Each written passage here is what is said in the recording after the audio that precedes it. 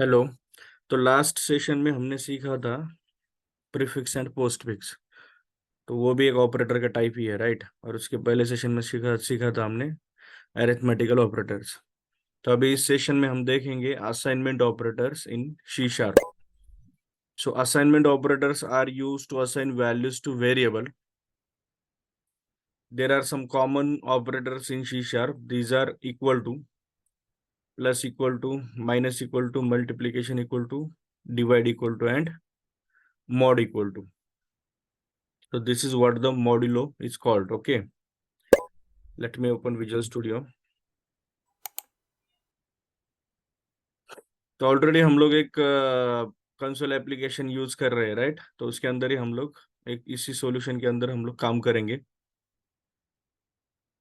ये वाला है करेक्ट, अक्टूबर 23 वाला। तो ये सॉल्यूशन है और इसके अंदर ये फोल्डर्स बनाए हैं। तो चैप्टर वाइज फोल्डर हमने बनाए हैं। अभी चैप्टर नंबर 2 चल रहा है, तो इसके अंदर हम लोग ट्राई करेंगे। तो let me add a new console application. तो यहाँ पे क्या करना है, सी शार्प में जाओ और find console app .NET framework.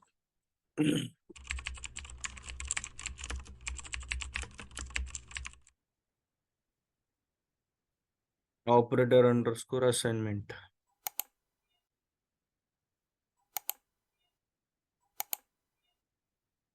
ठीक है,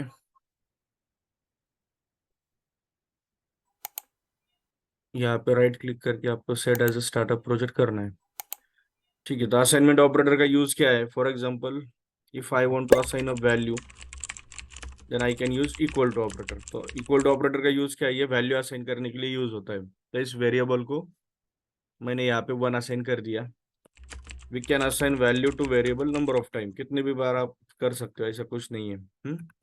बट वेरिएबल में क्या होता है, एक टाइम पे एक ही वैल्यू स्टोर होती है। तो अभी यहाँ पे लास्ट वैल्यू क्या होंगी, आई वेरिएबल में 3। ठीक है, उसके बाद है प्लस इक्वल टू। तो प्लस इक्वल टू ऑपरेटर किस तरह से वर्क करता है, जैसे मैंने यहाँ पे किया आई प्लस इक्वल टू 1। तो इसका मतलब होता है I equal to I plus 1। Okay, मतलब यहाँ पे क्या होगा, ये जो आई वेरिएबल है इसमें 1 प्लस ऐड होके वो उसी वेरिएबल को वैल्यू फिर से असाइन होंगी। ओके, ठीक है। मतलब I1 है तो आई प्लस इक्वल टू 1 क्या होगा, 2। करेक्ट। अब यहाँ पे आई क्या था, 3 था, तो आई प्लस 1 इक्वल टू में क्या होगा, यहाँ पे 4 हो जाएगा। समझे। ये आप प्रिंट करके देख सकते हो।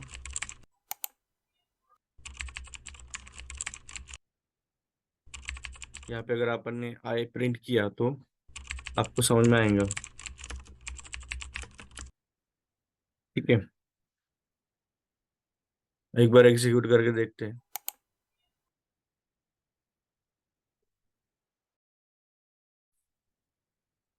ठीक है, अभी आई की वैल्यू 4 है, बिकॉज यहाँ पे लास्ट वैल्यू आई की थी 3 और वो इंक्रीज होने के बाद 4 हो गई। करेक्ट, समझ रहे हो। तो सेम वे दूसरे ऑपरेटर्स भी है, प्लस इक्वल टू है, माइनस है, मल्टीप्लीकेशन। करेक्ट, ठीक है। फॉर एग्जाम्पल, मेरे पास एक वेरिएबल है जे इक्वल टू 0। तो यहाँ पे अगर जे माइनस इक्वल टू 1 किया तो क्या होगा, what will be the answer of this, answer will be -1, right. उसके बाद फिर से एक बार किया तो क्या होगा, -2। समझ रहे हो, इस तरह से ये प्रिंट होगा।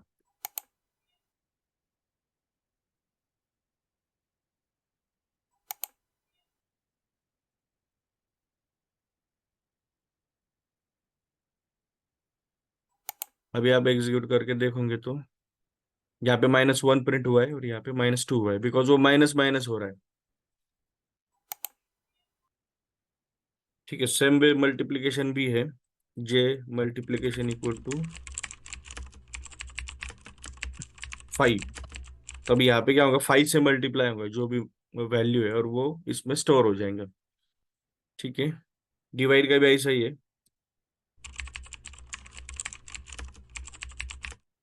ओके, और मॉड्यूलर का भी ऐसा ही है। ठीक है, तो इस तरह से आप ये असाइनमेंट ऑपरेटर यूज कर सकते हो।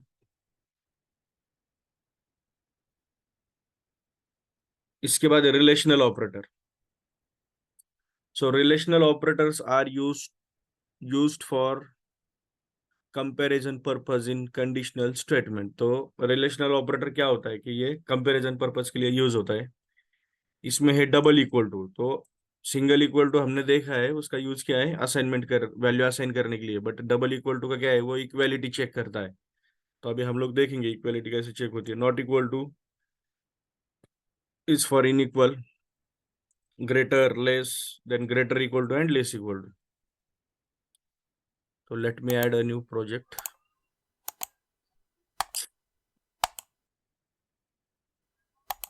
राइट क्लिक करना है और ऐड न्यू प्रोजेक्ट।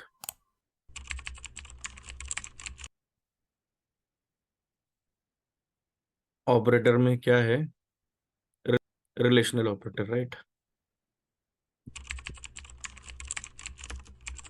रिलेशनल और कंपैरिजन। ओके,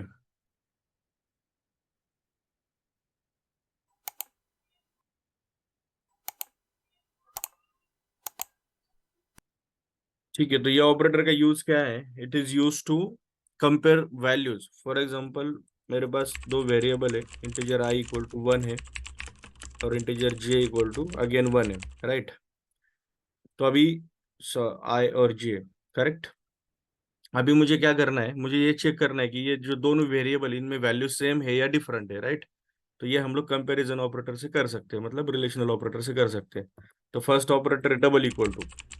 तो कैसे चेक होगा, आई इक्वल टू जे, ठीक है। अभी फाइनली जब ये ऑपरेटर वैल्यू कंपेयर करते हैं, तो जो आउटपुट है तो वो as a boolean value return होता है। बुलियन मीन्स व्हाट, आप यहाँ पे देख सकते हो ये बुलियन कुछ दिखा रहा है, राइट। तो आपको क्या करना पड़ेगा, यहाँ पे एक बुलियन वेरिएबल डिक्लेयर करना होगा। मतलब वो ट्रू या फॉल्स वैल्यू रिटर्न करेगा। Is same equal to this. अब ये केस में क्या होगा, अगर आई और जे की वैल्यू अगर सेम है तो क्या होगा, यहाँ पे ट्रू रिटर्न होगा। ओके,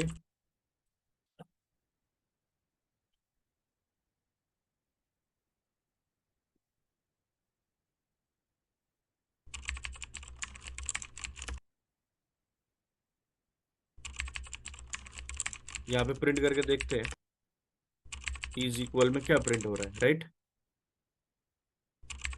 यहाँ पे always console dot read line होना चाहिए लास्ट में। ओके,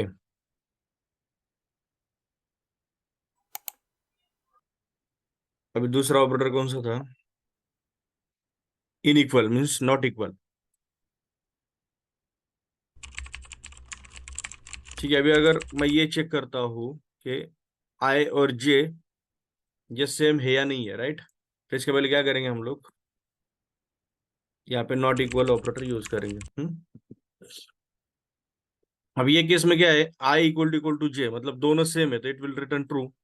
अब यहाँ पे मैंने लिखा है I is not equal to जे, तो आई और जे सेम है या नहीं है, तो ये सेम है, राइट। तो ये केस में फॉल्स आएगा, मतलब वो नॉट इक्वल नहीं है, वो इक्वल है, राइट। ठीक है, प्रिंट करके देखते हैं एक बार। ठीक है, आप देख सकते हो यहाँ पे फर्स्ट आंसर जो आया है वो ट्रू है, करेक्ट। और दूसरा क्या है, ये फॉल्स है। ओके, आप यहाँ पे कंसोल में मैसेज भी प्रिंट कर सकते हो, इक्वल ऑपरेटर। और यहाँ पे आपको प्लस करना है, मतलब ये वेरिएबल है और ये कोई स्ट्रिंग है, ये दोनों को कॉन्केट किया है यहाँ पे। ओके, तो इस तरह से भी आप मैसेज प्रिंट कर सकते हो। सेम वे यहाँ पे भी करता हूँ, नॉट इक्वल ऑपरेटर। ठीक है, फिर से एक बार एग्जीक्यूट करके देखते हैं। ठीक है, जो फर्स्ट आउटपुट है इक्वल ऑपरेटर का वो ट्रू आया है, राइट। इस वेरिएबल में ट्रू आंसर आया है, और यहाँ पे नॉट इक्वल ऑपरेटर में क्या आया है, फॉल्स आया है, करेक्ट। ये फॉल्स प्रिंट हुआ है। इस तरह से आप बाकी भी ऑपरेटर चेक कर सकते हो। ग्रेटर है, लेस है, ठीक है। For example boolean is great, I is greater than J. तो what do you think, is I J greater than J? No, दोनों सेम ही है, तो यहाँ पे क्या होगा, फॉल्स। लेस के केस में क्या होगा,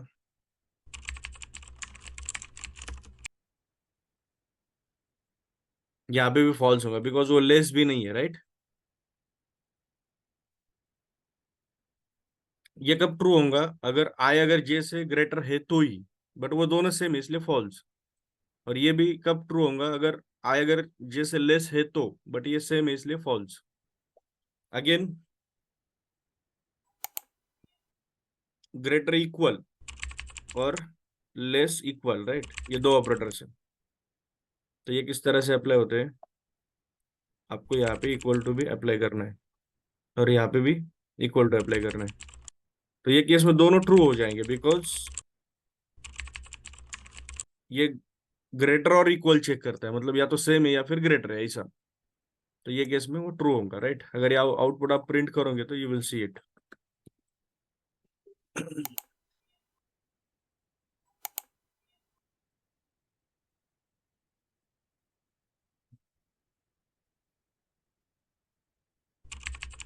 ग्रेटर,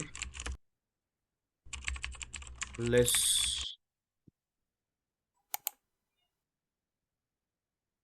उसके बाद है greater equal to less equal to, equal and यहाँ पे होगा लेस इक्वल।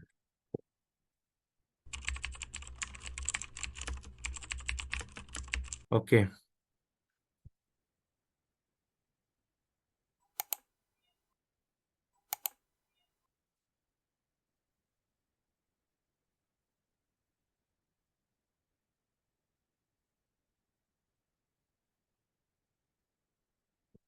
अभी रन करके देखते क्या आता है आउटपुट। ठीक है, अभी आउटपुट आप देख सकते हो, ये ग्रेटर ऑपरेटर है, राइट। तो ये भी फॉल्स आया है, बिकॉज मैंने बताया था वो ग्रेटर नहीं है, वो इक्वल है, राइट। ये लेस भी फॉल्स आया है, because this is not less as well, वो इक्वल है। ग्रेटर इक्वल टू ट्रू है और लेस इक्वल टू भी ट्रू है, बिकॉज वो इक्वल है वो, ये यहाँ पे दोनों भी कंडीशन चेक होंगी। ठीक है, तो इस तरह से ये कंपैरिजन ऑपरेटर आप यूज कर सकते हो।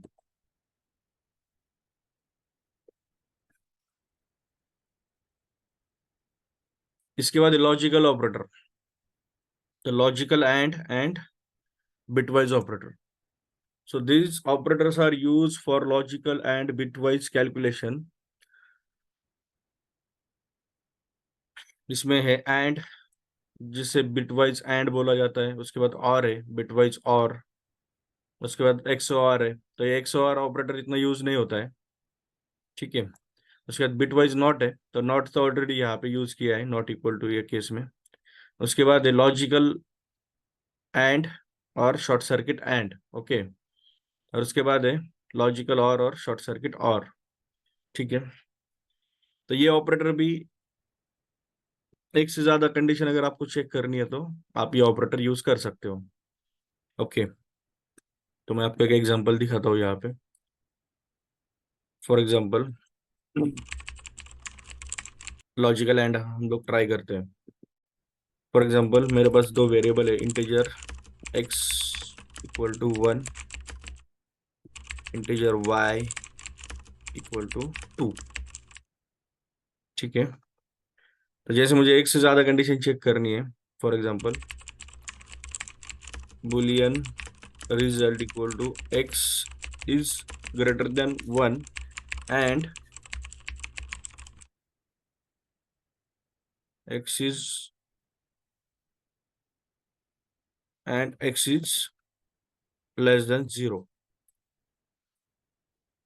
तो अगर मुझे एक से ज्यादा कंडीशन चेक करनी है तो मैं एंड ऑपरेटर यूज कर सकता हूँ। तो एंड के केस में क्या होता है कि ये दोनों भी कंडीशन ट्रू होनी चाहिए। In this case both condition should be true. Correct, ये दोनों भी कंडीशन ट्रू होनी चाहिए।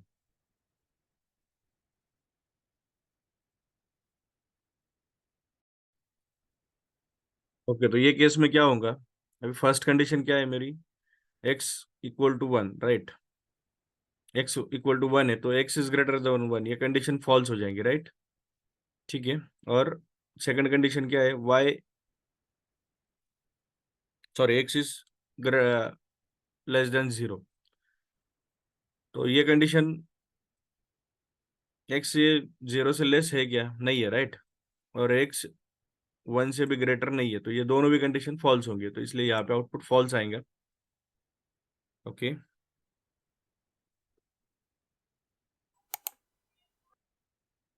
ये केस में क्या होगा? The output will be false.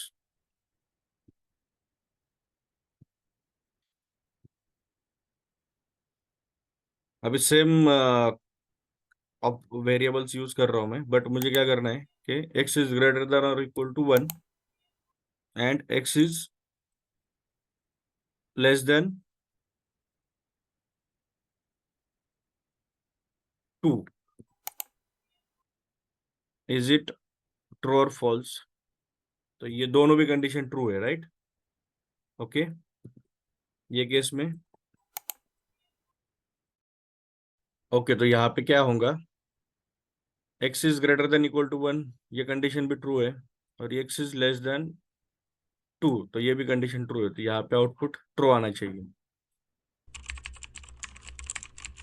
Okay, और जो और एक केस मैं ऐड करता हूँ यहाँ पे, third case. For example, first condition true है बट सेकंड कंडीशन फॉल्स है, तो यहाँ पे भी क्या होगा फिर? फॉल्स,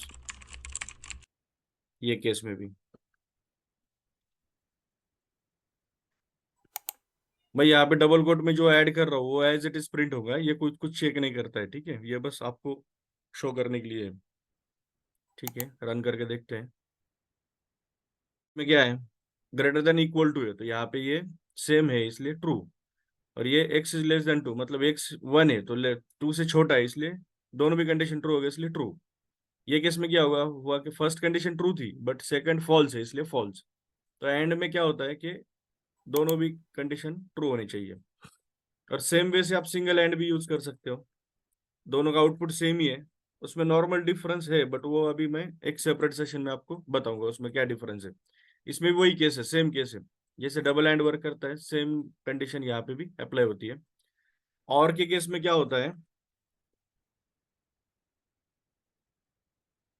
इधर one condition should be true, मतलब दोनों में से एक भी कंडीशन ट्रू हो गई तो it will become a true. Okay, जैसे अभी यहाँ पे क्या है? X is less than zero, ये फॉल्स है बट ये ट्रू है, तो ये ट्रू हो जाएंगे, राइट?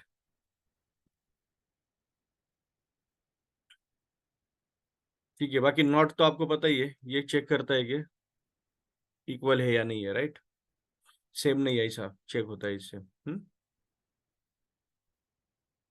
और लॉजिकल एंड, मतलब लॉजिकल एंड ये है, राइट? और लॉजिकल और ये है, राइट?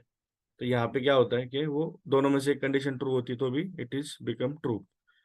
और ये लॉजिकल बिटवाइज और में भी वही है, दोनों में से एक भी कंडीशन ट्रू हो गई तो ये ट्रू हो जाता है। उसके बाद अदर ऑपरेटर्स, अदर ऑपरेटर में लेफ्ट शिफ्ट है, राइट शिफ्ट है, तो ये यूज करते नहीं है हम लोग, इसलिए मैं ये नहीं सिखाता हूँ। उसके बाद डॉट ऑपरेटर है, तो ये जब आप लोग क्लासेस वगैरह डिक्लेयर करना सीखोगे तो वो टाइम पे ये यूज होगा, डॉट ऑपरेटर। ये स्क्वायर है, तो this is use to apply the index for arrays and all, तो ये भी जब एरे सीखेंगे तो ये हम लोग सीखेंगे। राउंड ब्रैकेट्स है, तो ये मेथड डिक्लेरेशन के लिए यूज होता है, क्लास का ऑब्जेक्ट करने के लिए यूज होता है, तो ऐसे मल्टीपल यूजेस है। तो ये भी हम लोग तब सीखेंगे जब हम लोग मेथड वगैरह डिक्लेयर करना सीखेंगे। ओके, और लास्ट ऑपरेटर है टर्नरी ऑपरेटर, तो ये टर्नरी ऑपरेटर भी बुलियन वैल्यू ही रिटर्न करता है, तो इसका एक एग्जांपल हम लोग प्रैक्टिकली देखते हैं।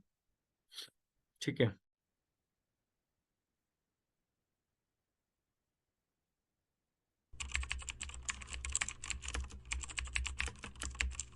तो टर्नरी ऑपरेटर का यूज क्या है? अगर आपको सिंगल लाइन में अगर कोई कंडीशन चेक करनी है तो आप ये टर्नरी ऑपरेटर यूज करके कर सकते हो। फॉर एग्जांपल, एक स्ट्रिंग वेरिएबल डिफाइन किया है मैंने, string str equal to blank value assign किया, राइट। उसके बाद एक वेरिएबल डिक्लेयर किया है integer X Z equal to 1। और अभी यहाँ पे मुझे क्या आउटपुट प्रिंट करना है कि जैसे if Z is greater than 1, तो उसने रिटर्न करना चाहिए कि जेड ये 1 से ग्रेटर है। और अगर नहीं है तो आउटपुट रिटर्न करना चाहिए कि जेड इज लेस देन 1।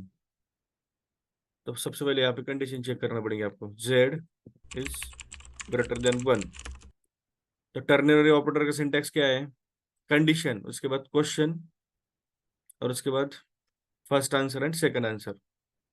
तो उसके बाद क्वेश्चन मार्क आएगा, उसके बाद आपका first answer Z is greater than 1 colon आपका second output Z is not greater than 1, sorry 1।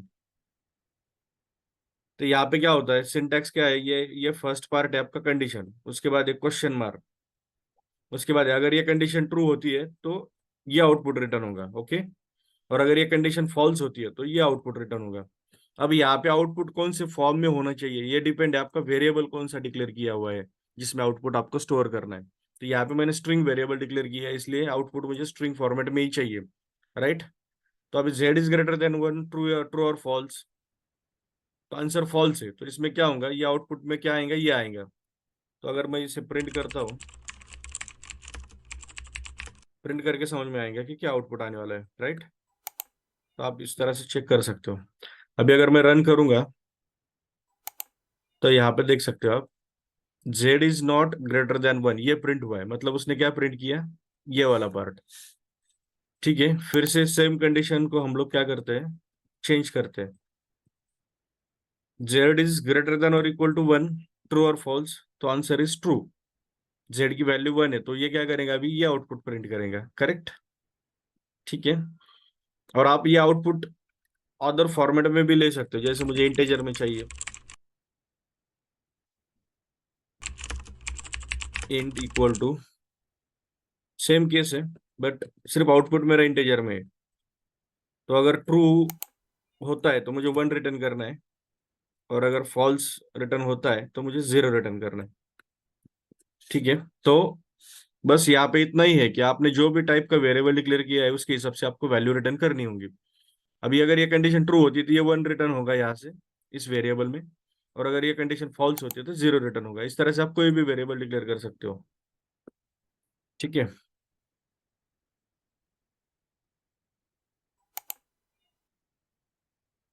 यहाँ पे एक मैसेज डालता हूँ बस मैं, if true then 1 return, if if false then 0 return, right.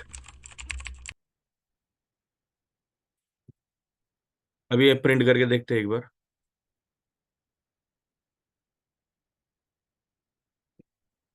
ये मैसेज प्रिंट किया था और यहाँ पे आउटपुट में 1 आया है, because condition is true, right. ये कंडीशन ट्रू है इसलिए आउटपुट में 1 आया है। ठीक है। तो टर्नरी ऑपरेटर में इतना ही था। ये आपका कंप्लीट प्रोग्राम है।